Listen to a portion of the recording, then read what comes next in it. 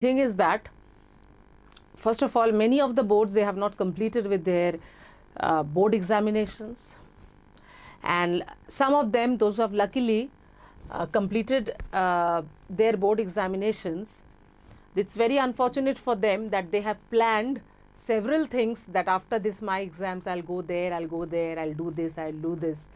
Unfortunate, it's very unfortunate for you people that you could not do that. You cannot fulfill your dreams, because we know that yes, this turn comes once in life. This was your first board examinations, but dear students, that is part of life.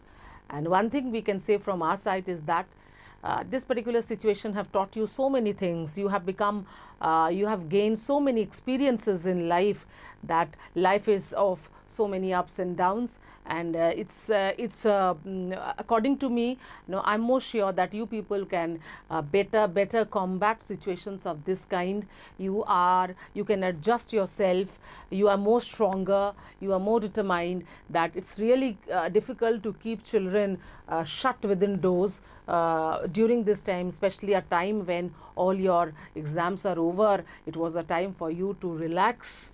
Yes, unfortunate, this is very unfortunate, children, but as I've told you, that everything has certain negative and positive aspects. So you people have become very strong mentally, physically, and wait for that. If you are undergoing this hard time, obviously, definitely we can keep our fingers crossed that something new, something great will come for you, something more happier will be coming for you, because we all know that a black cloud always has a silver lining, and we also know this famous saying that there are two sides of the opposite sides of a single coin. So if you are going through this phase, a good phase is definitely going to come, and it's all from our hearts that we pray for that situation to come up very early. And with that, I am trying to I am a teacher of political science I'm in Burdwan Model School, and I'm going to teach you something on political science. Start a bit today. Many of you, those who are coming from other boards, you have studied, a particular subject together with history, which is civics. It is a bit of a part of it. And those who are coming from CBSE curriculum directly from the lower classes, that is from class 6, 7, 8, you had something like social life, democratic politics. From class 9, you are having democratic politics part 1, democratic politics part 2 in class 10, and that takes the form of political science in class 11. Now, with regard to your books as per CBSE, once again I'm telling you, this is we are following the CBSE curriculum. So you are having 2 books, children, for political science. This is one is political theory,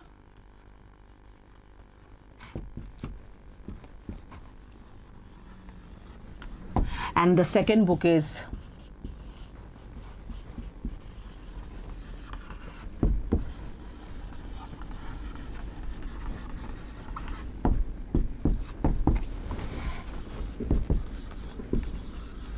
So 2 books you are having. One is political theory, which is, you can understand from the name itself, it's a theory based. That means you will come to know about various theories linked to political science, like what is nationalism, what is citizenship, what is equality, what is justice, what is liberty, from where did this term political theory finally came up. All these things you will study. And the second book, Indian Constitution, you can well understand that we are going to study about important chapters which are there within the Constitution of India. And now you have a total of 100 marks question paper you will be having, and amongst this 100 marks, 20 marks will be your project marks. Clear? And 20 marks you will be having as 1 marks question. Then you are also having 3 questions for 2 marks. then you are having 4 marks question, 5 marks question, 6 marks questions. So within this 5 marks question, some kind of like skill based questions they usually come, like comprehension type, maybe match the following type, one question may be map based. So this part is very scoring, this 1 marks part, 2 marks one, that 5 marks part, these are very scoring. And if you are a bit interested, a bit serious, a bit if you cooperate with us, what happens, you can easily score high marks in this subject, and we will be looking forward that you score something very higher, so that we can say that yes, during this tough time these people have created a landmark, they have really proved themselves, they have proved their might, they have proved their confidence level. So this will be the pattern of question which you are going to have for your boards, because up till class 10 9 10 you had a different pattern, and from 11 and 12 this will be the pattern. That means 20 for your project, 20 marks as an objective question, so 40 marks you see it's very easy to be achieved, and then rest you are having several 2 marks question, maybe 3, 4 marks question, maybe 4, 5 marks question you are having 5, and 6 marks question you will be having 3 of them, so sorry 2 of them. So it will be quite scoring for you, and all the best before starting the chapter, before starting a fresh chapter. So this time, as it's for the first time and just you have completed your exams, you have not got any outings, no refreshment, nothing. So what I will do is that I thought of beginning with your studies with the second book, so that it will create a bit of interest, and slowly you will come to the topic as well as to the subject.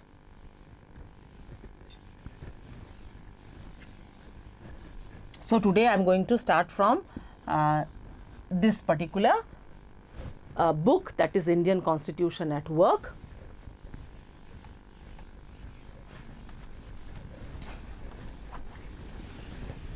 And the first chapter itself is the Constitution of India. First chapter, when, why and how. This is the first chapter. Now, just a quick flashback to that part of history of India, which is really, what to say, like important part of the history of India, where we can see that how India had achieved its freedom fighting 200 years of colonial exploitation or imperialism by the British. Now, it was somewhere by 1945 to 1946,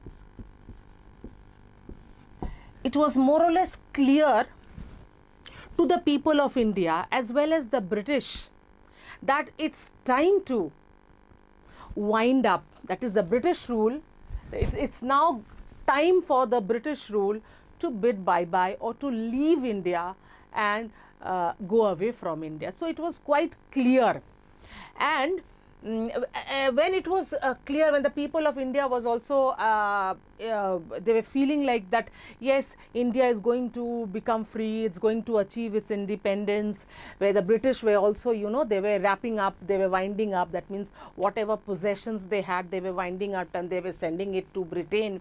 So during that time, what happened, still you can see that date that India did not achieve her independence still, but it was on the process of getting independence. So it was decided that if India becomes independent, what will be the form of government India will be taking up, as India had decided that India would be going for a democratic government,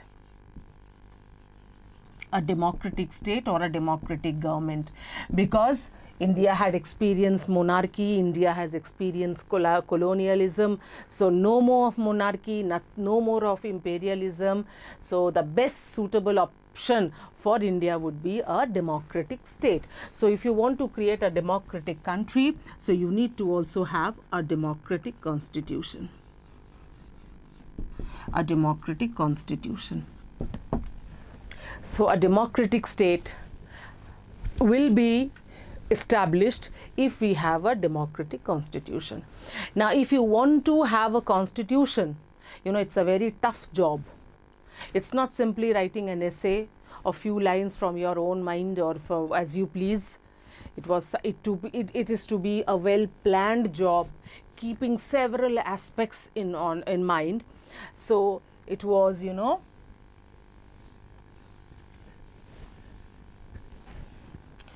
one body was formed. The name of the body was the Constituent Assembly, which was formed in July 1946. This body, the Constituent Assembly of India, this was given the job of framing the Constitution of independent India. You can understand from the words itself that what to say, Olympus job, what a great job, what a great deed the Constituent Assembly had to undertake. It was somewhere around July 1946 that this body was established, and it was in December 1946 that the Constituent Assembly, it had its first meeting. You can see that I'm mentioning 1946. That means independence the next year. Still independence has not been achieved, because people are there who are engaged in the task of achieving independence. So first meeting was held in December 1946 with regard to the formation of the new Constitution of independent India. Now,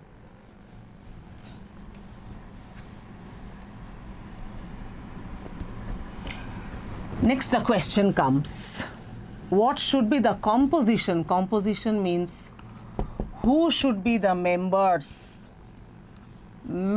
of this Constituent Assembly.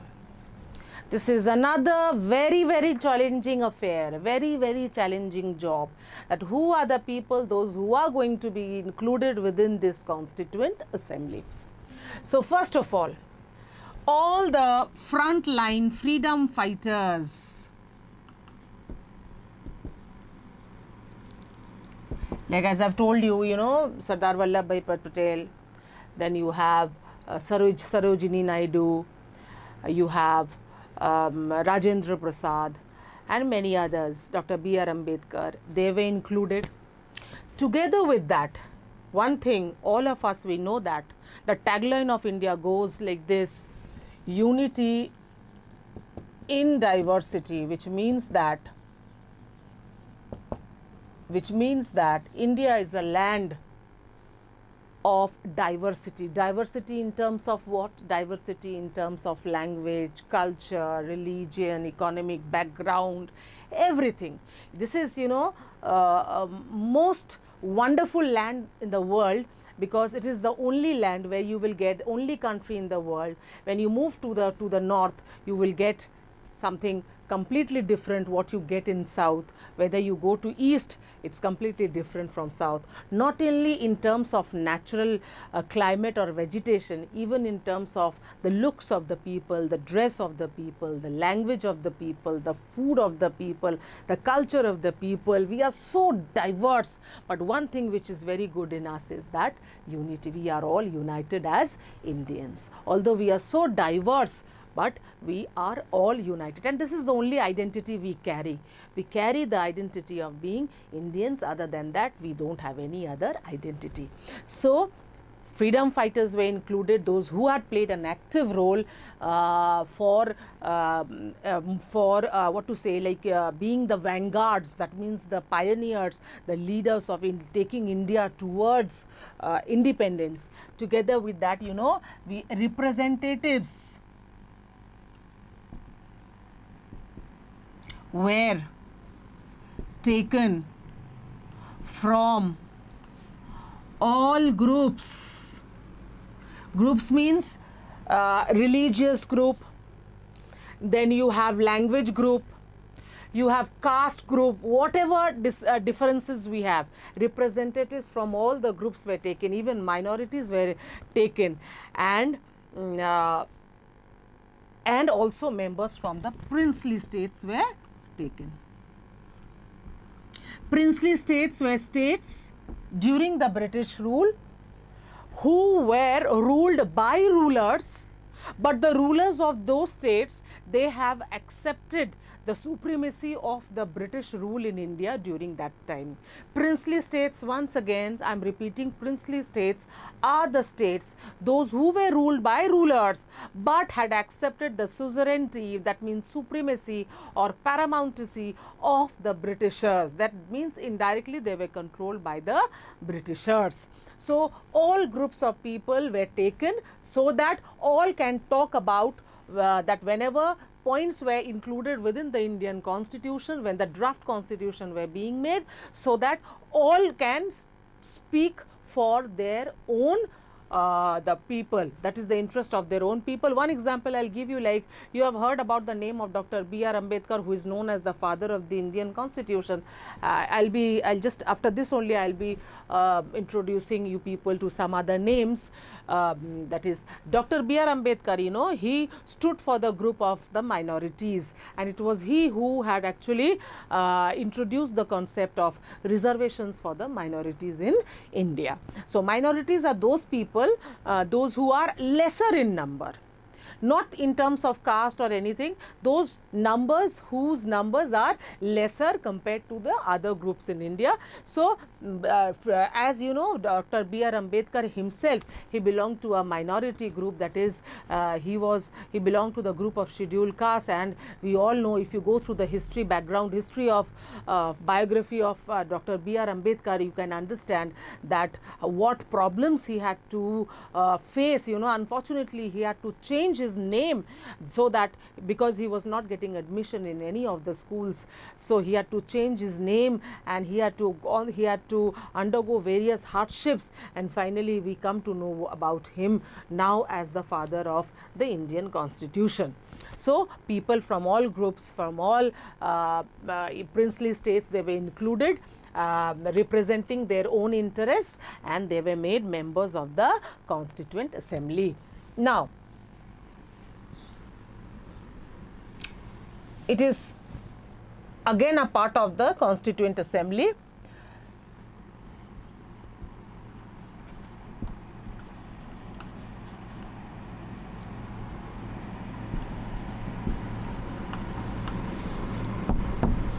Shochinananda,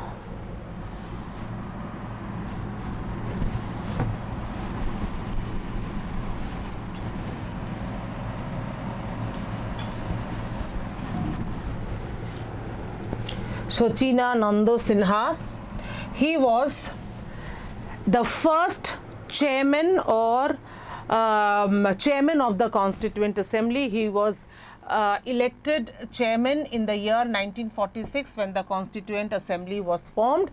When the Constituent Assembly was formed, unfortunately he died, and after came Dr. Rajendra Prasad as the chairman of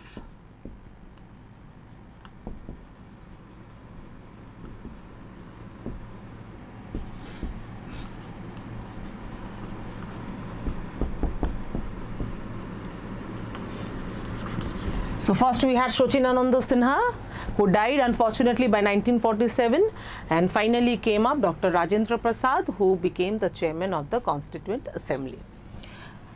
Now this Constituent Assembly, you know, it was divided into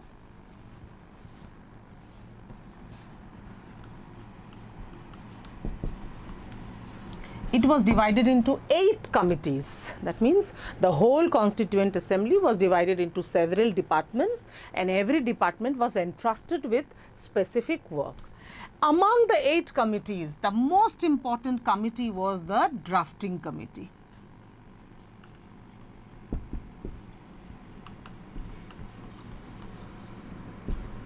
And Dr. B.R. Ambedkar,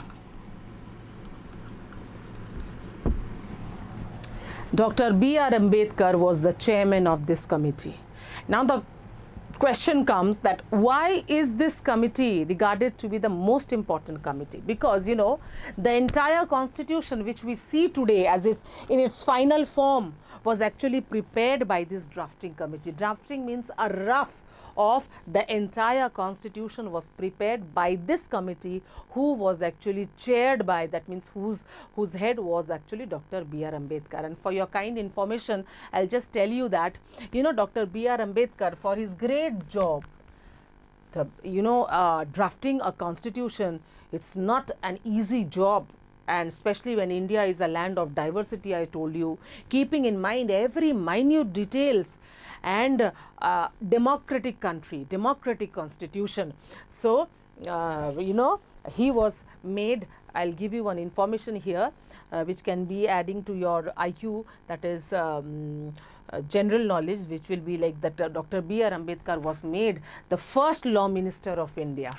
This was, I'll tell you, like the reward which he was, nobody can reward him in that sense, the task which he had done, but who could have known the laws of the constitution better than anyone else than like Dr. B.R. Ambedkar. So he was made the first law minister of India, and Dr. Rajendra Prasad, you know that he became the first president of independent India, and Jawaharlal Nehru became the first prime minister of independent India.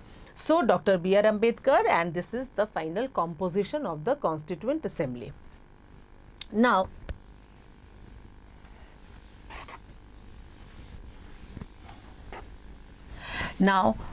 how did the Constituent Assembly start working? How will the, every work has a plan, has a schedule. So, first work which the Constituent Assembly had to do was, all the members of the Constituent Assembly were asked to go through the best constitutions of the world. Best constitutions. I'll give you some examples like the British Constitution, the US Constitution, the French Constitution, the Irish Constitution, and in this way the best constitutions of the world. The members of the Constituent Assembly were asked to go through the best constitutions of the world. Not only go through, but also to jot down the best points found in all the constitutions of the world. So the first task was to go through and to put down in points the best points which was found in all the constitutions of the world. It is for this reason, it is for this reason that the Constitution of India is also known to be a constitution drawn from several sources. It is also known as a drawn or derived constitution. Why? Because several points are there in India which have been taken from the West constitutions of the world. I can give you some examples, like from the British Constitution, you see parliamentary form of government has been taken.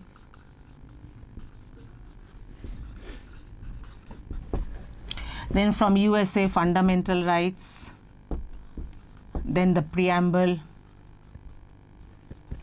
Then from the French Constitution, values of liberty, equality, fraternity.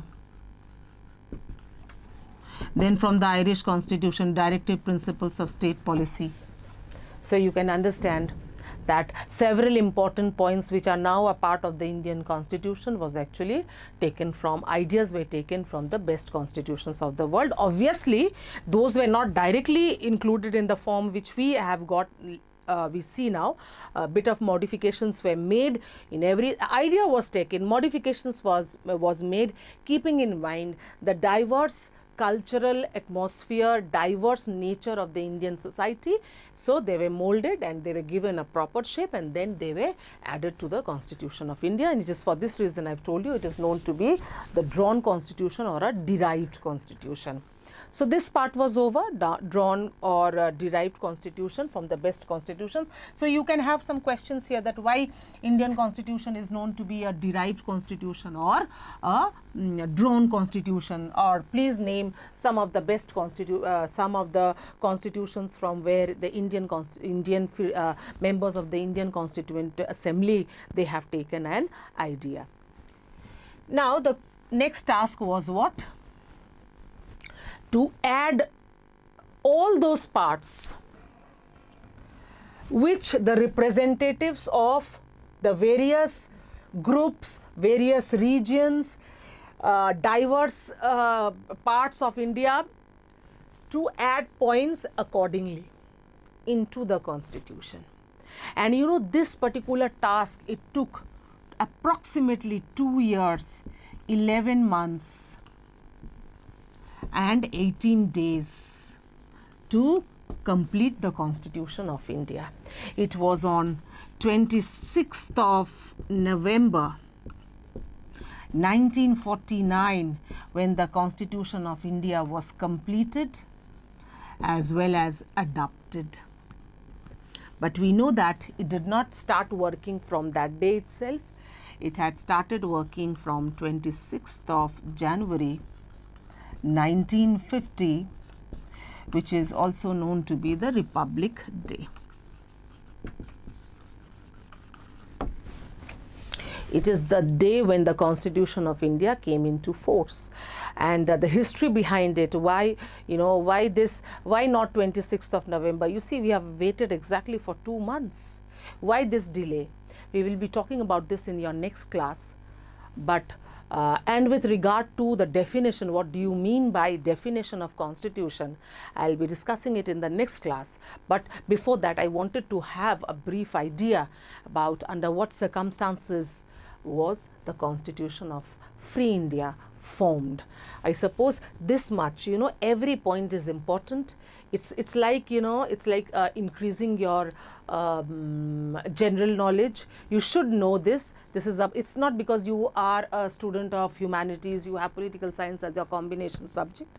No, my dear, all of us being a part of India, being its citizens, we have to know about these kinds of details, because you know what happens, many of us when I have conversed children over phone and things like that, that what are your future aims, what is your future aim in life, many of them have said that I want to become an IPS officer, I want to become an IAS officer, I want to become a WBCS officer. Whatever service you go to, you know, until and unless you know about the Constitution of India, the laws of India, you cannot serve that nation. So it is, whether you are a scientist, whether you are a doctor, you cannot be away from India, isn't it? India is always an inseparable part of you, and you must know what are the laws of India, because being in your own job, and you cannot defy the laws of the nation, because we cannot do that. Is the first job, first duty of every citizen.